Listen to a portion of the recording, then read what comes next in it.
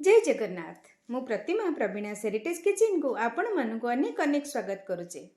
जदि किछि केक खाइबा को इच्छा करछुंदी ता पुणी हेल्दी केक ताहले निश्चय मोर ए भिडियोटी को देखंतु।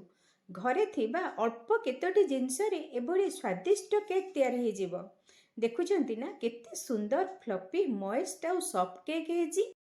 आज मु आपण मानक संगे शेयर करिवि ग्लूटेन फ्री वेजिटेबल केक। आश्चर्य होउछंती ना? ताहले जल्दी जल्दी आपण आश्चर्य दूर करने मोर रेसिपीटी देखि नवा। ता पूर्व गोटे छोटिया अनुरोध करी जदि चैनल को सब्सक्राइब करना ताहले जल्दी जल्दी सब्सक्राइब करनियंतु। मु ए केक टी तैयारी करिछि लाउ रे। आश्चर्य होउछंती ना? लाउ आम स्वास्थ्य पई केते जे भलो आमे समस्ते जानिचे। ताहले आसंतु मु ए लाउ रे केमिति केक तैयारी कली पूरा रेसिपीटी देखि नवा। अनुरोध रहिला संपूर्ण रेसिपीटी को देखिबा पई। प्रथमे मु फाळे लाउ को नहीं छोट छोट खंड करी ताकू एमती ग्रेटिंग कर देछि। गोटे ग्रेटर सहायरे आग ताकू ग्रेटिंग कर दबा। या पूर्व मु गोटे लाउ रो पोड़ो पिठा दीटा पार्ट रे शॉर्ट्स रे अपलोड करिछि। जदि आपण ताकू देखिबा को चाहुछंती ताहले तार लिंक मु डिस्क्रिप्शन बॉक्स रे दे देबी। फाळे लाउ को एठी मु ग्रेटिंग कर देछि। तापर गोटे करेई गरम करछि सेथिरे गोटे चम्मच घी नै आको किछि ड्राई फ्रूट्स को भाजी दबा। मो पाखे किसी आलमंड आ किसी काजू थिला आकु मुझे टिकेना को ब्राउन है पर्यंत भाजी नेबी।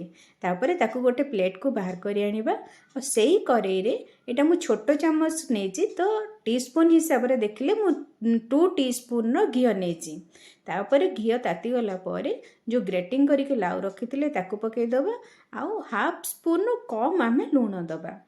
लूण दबा द्वारा लाउरे जहाँ पानी थी बाहरी आसो लाउर पाणिचिया अंशटा भी कमिजिव। आपण कहे जे ये लाउर पानीटा को आम चुपुड़ी दबा किंतु चुपुड़े लाउर टेस्ट रही से गैस रे हाई फ्लेम रे घी रे भाजिले तार टेस्टा बहुत बढ़िया आसो।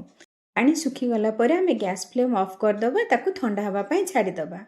तापर एठी गोटे बाउल मुझे गोटे कप चाउल चूना ना अटा नहीं ना मैदा मुझे चाउल चूना नहीं ता सहित नहीं गोटे कप रु कम क्षीर नहीं आ ढाली अध कप क्षीर मु ढाली। देखो मोर आहरी एतक क्षीर बंची ताकू भल भाव में फेंटी देला परे जो चाउल चूनाटी अच्छी से टिके क्षीर टाणिब आमर बैटर टिके बहलिया हो आसो। देखो तो मोर बैटर कंसिस्टेंसी।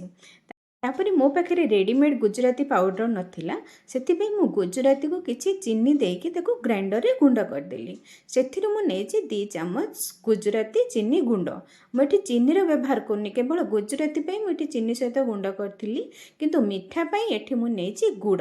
जेहेतु एटा मु हेल्दी केक तैयारी करूछि सेथिपई मु मिठा पई चीनी व्यवहार न करिकि गुड़ व्यवहार कली आ मुझे 3 चम्मच गुड़ देली।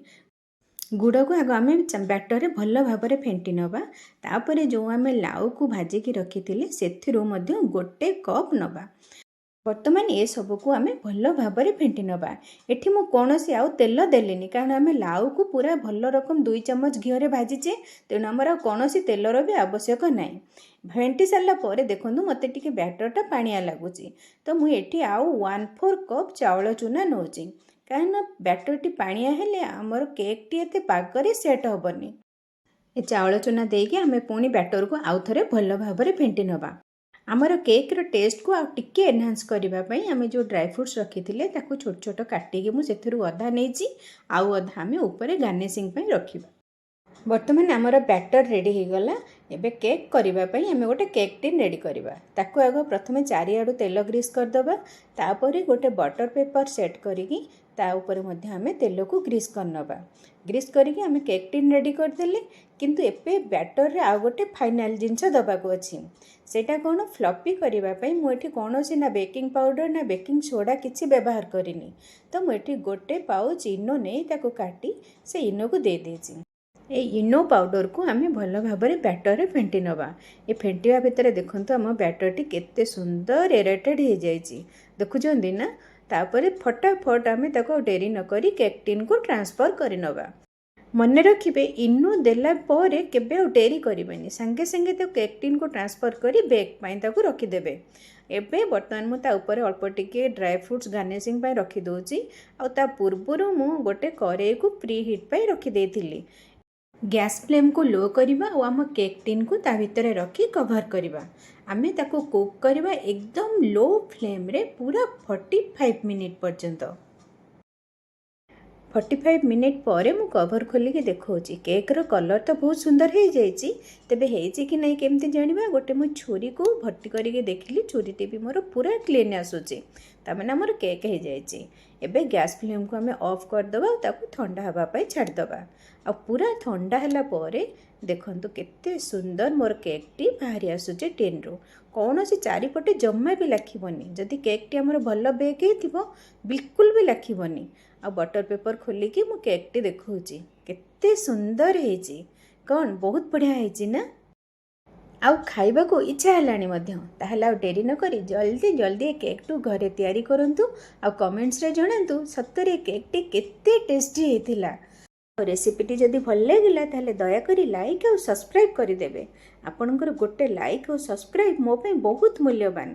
हाँ, जदि भल लगिला ताहले सांग मानक सहित शेयर करबा पे जम्मा भी भूलिबेनी। वीडियोटी संपूर्ण देखिथिबारु आपण मानकु अनेक अनेक धन्यवाद।